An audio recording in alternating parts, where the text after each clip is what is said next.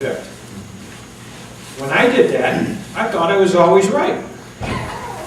But maybe not. And I think it's a better system if I had to go to a judge, maybe a different judge than the trial judge, and even in the Chambers Conference say, I'm going to give immunity to Smith and Jones so I can get Doe and Rowe. And the judge says, well, why is that? And then I would just make a record and he would say, I don't find that there's an abuse of discretion. It's always best to check somebody else. I guess one of the scariest things I found out when I was prosecutor is the amount of raw power that prosecutors have. I mean, I could discuss this with my staff, or I could just, go out for a cup of coffee and boom, here's the new policy. And the courts were kind of powerless to do anything to stop that. Yeah. What happens with compensation or remedy for your case, Rick Cabertino's case, O'Donnell's case? He spent, 12 years in prison. Rick went through all those expenses. You went through all those expenses. Is that out of pocket? I mean, yeah, it's basically out of pocket. I mean, there was, when you have, there's a fellow by the name of Ken Winemko, who was wrongfully convicted of criminal sexual conduct, spent 9 years in prison. His father died while he was in prison. He got out, and DNA exonerated him, and so he did sue the Clinton Township Police Department, got a settlement. And here's one of the tough things about that case. This happened in Macomb County. Right? It happened on my watch, and I feel awfully bad about it, but there's nothing that I think any of us did wrong looking back. There were witnesses, there was evidence. It turns out that, fortunately, a little bit of DNA on a cigarette butt and some preserved body fluids on a nylon pantyhose that had been used as a gag didn't have enough usable DNA when the case first came up, but DNA science improved so that it could be tested. This is a guy who would tell you that as he listened to the evidence against him at trial, even he would have voted guilty because it was just so overwhelming in terms of the circumstantial evidence. And so he sued the Clinton Township Police Department and he got a settlement. The real problem, I'm going to hate to say this, but it's absolutely true.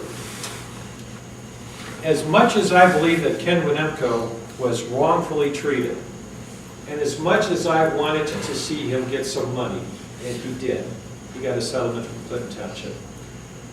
I believe that had that case gone to trial, he would have got nothing.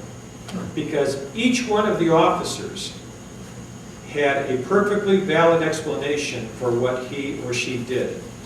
Nobody tried to railroad that guy. And this is the scary thing, is that if wrongful convictions happen because there are evil police officers or evil prosecutors or lazy judges or bad defense attorneys, you can rail against something to say, boy, that's bad and we got to get rid of that and we got to have safeguards against that. But the real problem, and the Ken Winemko case really illustrates it for me, is here the detectives in charge did nothing wrong. As a matter of fact, I was deposed, and I said, look, I'm a friend of now Ken Winemko. When I had my trial, this guy sent me, he's Catholic, I'm Catholic, so he sent me some prayer material.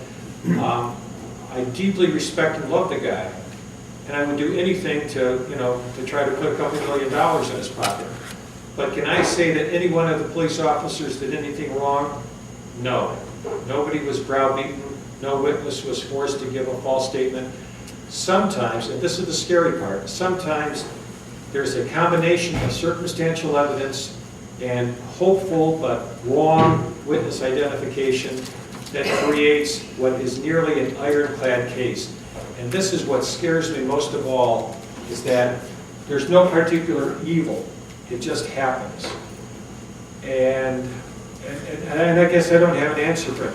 Because in the face of crime, can we just step back and say, we're going to do nothing? That we're so afraid that we're going to convict an innocent person that we're just going to stop all this? Well, no. You got no choice.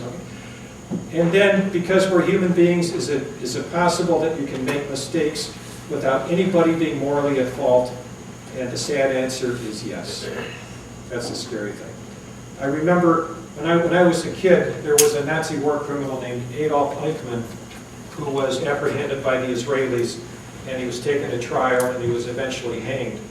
And there was a woman who was in the courtroom, and she was a survivor. She was a victim of the Holocaust. Her family was killed. She came running out of the courtroom screaming.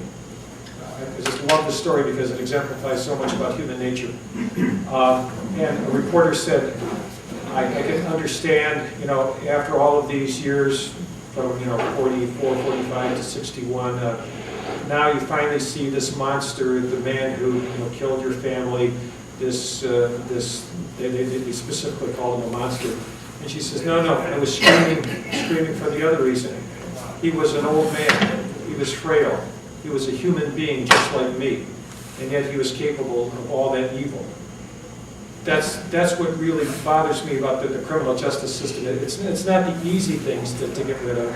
It's that some things just surprise you without anybody being evil, ordinary people can make such terrible mistakes, and Ken Winemko's case is one of them. And maybe because the discretion, the wide latitude of discretion at every stage is fueled to somehow. Well, I mean, what happened is you had a lineup. The witness identified the perpetrator as Ken.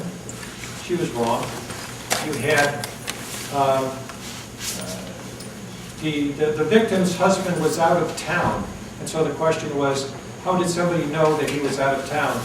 Ken worked as a secretary for a bowling league at the bowling lanes where this woman and her husband worked, and was in a position to overhear the fact that he was going to be out of town that weekend.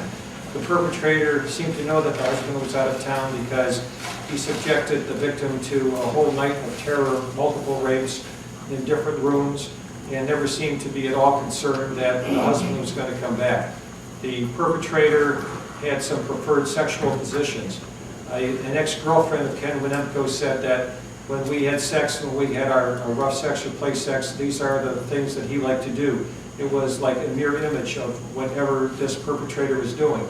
I mean, I think a part of it is the thing that we think our own private kinks are probably shared by everybody, but a jury will never admit that, And so you have people acting with shock about these things. And one after the other, the evidence came in, and Winemko told me, he says, the thing that just scared me, the reason I thought I was never going to get out, is that if I had sat there as a juror, I probably would have voted to find me guilty on the basis of the circumstantial and the identification evidence. Now, he got compensation. But to get back to, there's a cause of action you can bring within 90 days after your acquittal. I let the statute of limitations run essentially before I filed anything. Partly just out of exhaustion. I just was so happy to have it over, and my attorney called me like about 2 days before the statute would have run, and then said, "You want to file something?" And I just told him I just didn't want to go anymore. And so I think a lot of people who go through the system are like that.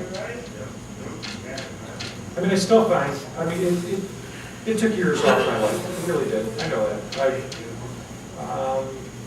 get more tired now. Of course, I just might be I'm getting older. I don't know. So I guess I can't blame everything on that. But it's, I mean, I don't want to personalize this for me, but just to think of why this is important to every person who's wrongfully accused. You wake up in the morning, and it takes about like 1 to 3 seconds before you say to yourself, I'm under indictment. Somebody really thinks I could have done these things. And then you go through the day and you think of other things, but about every 1.1 seconds,